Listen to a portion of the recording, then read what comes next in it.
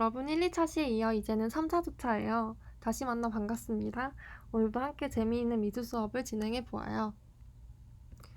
일단 어떤 것을 배울지 오늘 수업 소개를 하고 학습 내용을 살펴볼 거예요. 그리고 마지막으로 간단한 퀴즈 하는 거 알고 있죠? 혹시 여러분이 잘 알고 있는 추상 작가가 있나요? 가장 널리 알려진 추상 작가는 몬드리안과 그리고 칸딘스키가 있죠. 둘 다 추상회화를 그렸지만 그림의 느낌과 조형적 특성이 달라서 두 작가의 작품을 대표적으로 비교할 수가 있어요. 그리고 추상으로 유명한 작가 중에 잭슨 폴록이 있어요. 몬드리안과 칸딘스키가 유럽인이라면 폴록은 미국인이에요. 물감을 흩뿌리는 기법으로 세계적으로 주목을 받았지요. 우리나라의 추상 작가는 이우원 작가와 유영국 작가, 그리고 김환기 작가 등이 있어요. 최근에 김환기 작가의 우주라는 작품이 131억 원의 경매가 되면서 주목을 받았는데요. 그 내용을 뉴스로 한번 살펴볼게요. 한국을 대표하는 추상화가 김한계 작품 우주가 홍콩에서 진행된 미술품 경매에서 131억 원이 넘는 가격에 팔렸습니다. 한국 미술품 가운데 역대 최고가를 기록했습니다. 김혜은 기자입니다. 작은 점들이 별처럼 모여 푸른 공간의 수놓였습니다. 점이 만들어낸 좌우 두 개의 커다란 원형. 해와 달 혹은 빛과 그림자, 아니면 남성과 여성. 모순되면서도 상생관계에 놓인 존재를 상징하면서 우주의 중심으로 자리 잡았습니다. 1971년 완성된 이 작품은 김환기의 작품 가운데 가장 크고 유일하게 좌우 두 개의 그림으로 이루어졌습니다. 그가 뉴욕에 머물던 시절 주치의였던 김마태 씨가 구입해 소장했는데 세계에서 가장 큰 경매가 소더비와 크리스티 경매인데요. 이 그림은 크리스티 경매에서 낙찰이 되었어요.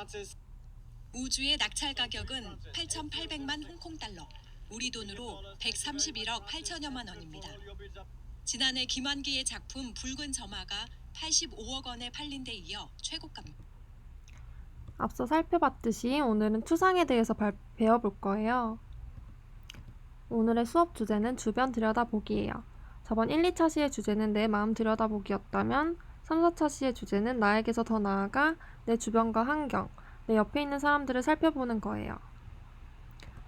그래서 활동이 고마운 사람에게 줄 편지지를 디자인하는 활동으로 구성이 되어 있어요.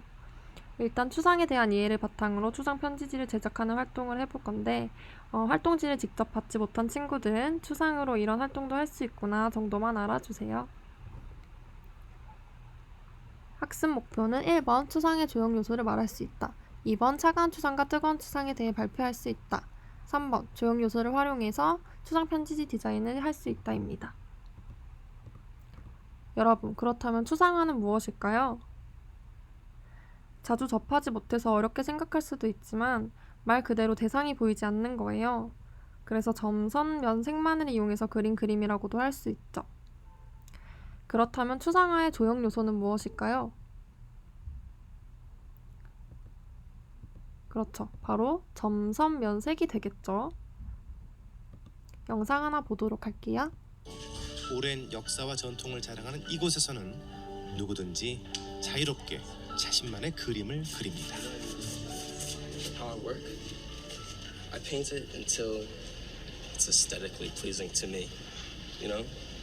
Until the shapes are how I feel. Did you study like in other places rather than here? I was here since I was like 11.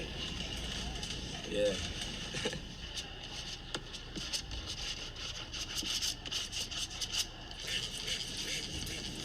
What is this about? Wow, I don't even know. Yeah, I mean, I guess it's just about bringing up colors and making sense, I think, in my mind, even if it doesn't make sense in the outside world. Where are you from and what? 영상에서 보듯이 추상화는 자신의 감정 표현을 가장 중요하게 생각합니다. 추상은 20세기 초에 미국에서 시작되었어요. 그러다가 20세기 중후반에 가서는 유럽까지 전파가 되죠. 먼저 미국에서 시작된 추상을 살펴볼게요. 자연의 재현에서 점선 면색만으로 이루어진 그림으로 변했고 전통적 표현 수단이 유화 물감 그리고 수채화 물감 등에서 다양한 재료와 표현 방법을 도입한 것을 우리는 미국 추상 표현주의라고 할 수 있습니다. 그림으로 살펴보면 이렇게 바뀐 것을 알 수 있어요. 왼쪽의 그림은 컨스터블의 풍경화예요. 풍경을 사실적으로 그대로 옮겨 놓았죠. 하지만 오른쪽 그림은 어떤가요? 무엇인지 상상이 되게 되죠? 사실적으로 그리는 것이 아니라 보는 사람으로 하여금 무엇인지 상상할 수 있게끔 그려진 것을 우리는 큰 의미의 추상이라고 할 수 있어요. 그리고 미국 추상 표현주의 안에는 또 작은 미술 사조가 있어요. 그 중에 2가지만 한번 살펴볼게요.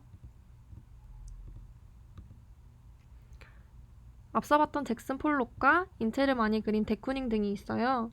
우리는 이 2 작가가 속한 부류를 액션 페인팅이라고 해요. 이들은 미리 구상하지 않고 즉흥적이게 그림을 그렸고 자신의 액션, 행동을 중요시 생각했기 때문에 액션 페인팅이라고 부르는 것이에요.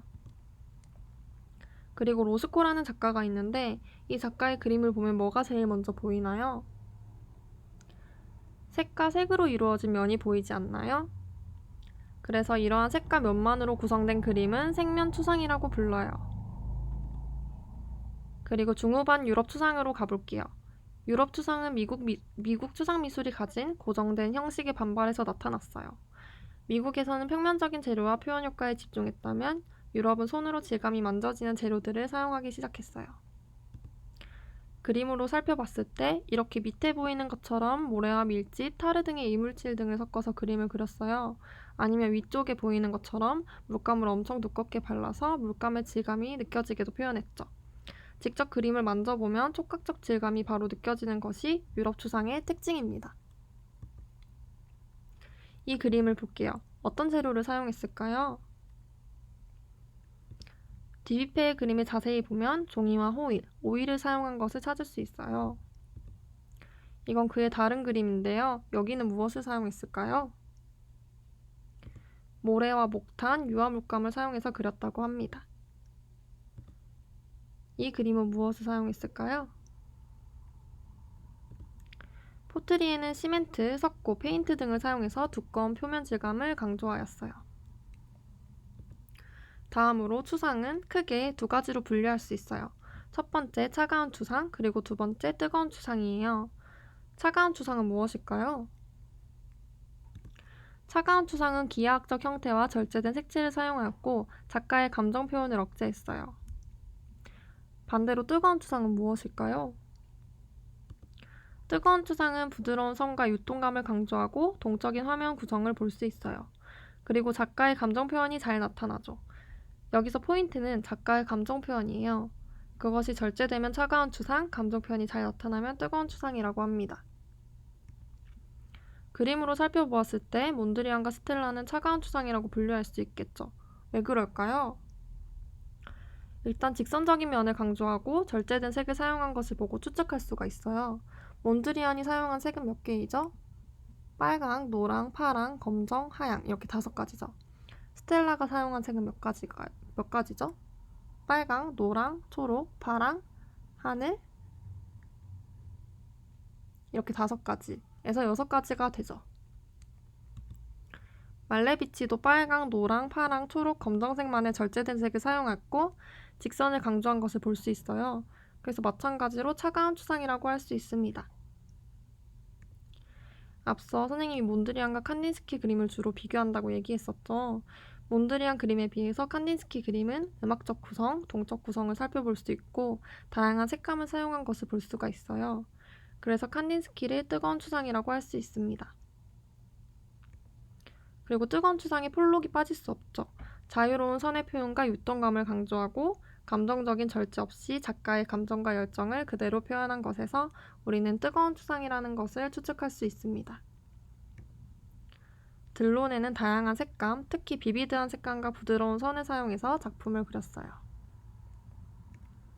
여기 보시는 위쪽이 몬드리안 작품, 아래쪽이 칸딘스키 작품이죠. 딱 봐도 비교가 되죠?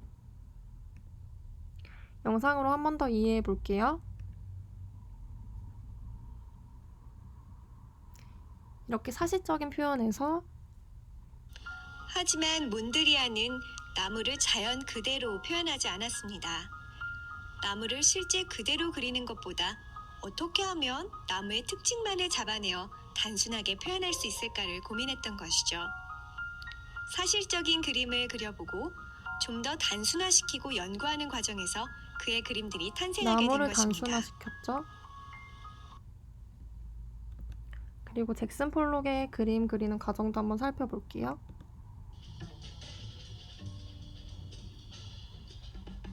3 years prior to the making of this painting, Pollock was 의도치 working 않게 영어 on a 듣기가 small easel 됐네요. painting. He'd struggled on it for a while, and he decided to take that painting off the easel, place it on the floor, and then pour some paint on the surface to finish it. From this deceptively simple decision, an entire set of creative possibilities opened up to Pollock, and he spent the next 5 years of his career exploring them. Now in the studio, let's see exactly how Pollock worked. 재료는 페인트를 주로 사용했죠. 그리고 아이디어 스케치나 밑그림 없이 바로 그림을 그리기 시작합니다.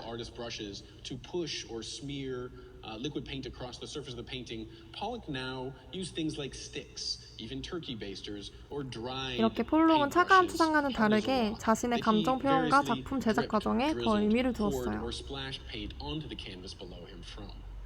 Pollock used very fluid alkyd enamel paint. 이제 추상 기법과 아이디어를 살펴볼 텐데요. 추상 기법과 관련된 영상은 유튜브에 추상 기법이라고 치면 다양한 컨텐츠를 볼 수 있으니까 참고해주세요. 시작할게요. 1번 추상화의 조형 요소는 이건 너무 쉽죠? 네, 점선면 색이었어요. 두 번째, 차가운 추상인지 뜨거운 추상인지 한번 맞춰볼게요. 잭슨 폴록의 이 그림은 뜨거운 추상인가요? 차가운 추상인가요? 그렇죠, 뜨거운 추상이죠.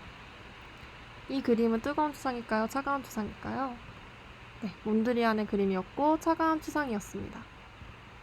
그리고 세 번째로 이 그림은 그렇죠, 칸딘스키의 뜨거운 추상이었어요. 다음 시간에는 우리 퍼스널 컬러 자가 진단을 하고 그 결과를 적용해서 패션 일러스트를 해볼 거예요. 어때요? 재미있을 것 같나요?